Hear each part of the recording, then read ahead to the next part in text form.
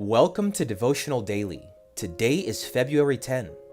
Our title is Worldly in the Church.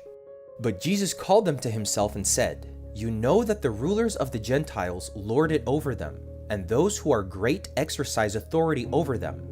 Matthew 20:25. Who do we typically identify as worldly in the church? Is it perhaps the young woman who wears a slightly brighter shade of lipstick, a ring, earrings, or colored nail polish? Perhaps less than modest clothes, or the youth who enjoy music with more pronounced rhythms. Without any intention of defending or even justifying these potential symptoms of worldliness, what I'm really focusing on here is that, ironically, while we place the entirety of the emphasis of worldliness in the church on these matters, we conveniently overlook other signs of worldliness, or divert attention from them, which are graver and more dangerous and which seemingly don't bother the majority.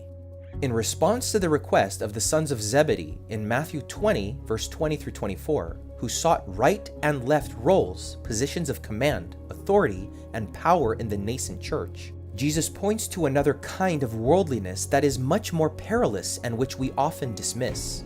In the Greek New Testament, the word for peoples or nations from today's text is a technical term for Gentiles, pagans, worldly ones, the cultural elites. The desire for hierarchical greatness on the vertical scale and religious careerism expressed in the terms of status achieved or maintained by maneuvers of clerical politics in the familial musical chairs is one of the worst forms of imitating the world outside of Christ.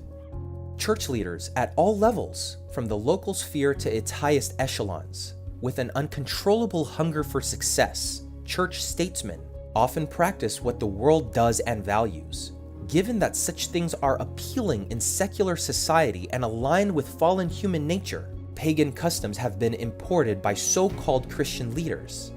And while we remain exclusively concerned with the most visible and peripheral worldliness, the makeup, earrings, and nail polishes of young women, we disregard a direct command from Christ, "It shall not be so among you."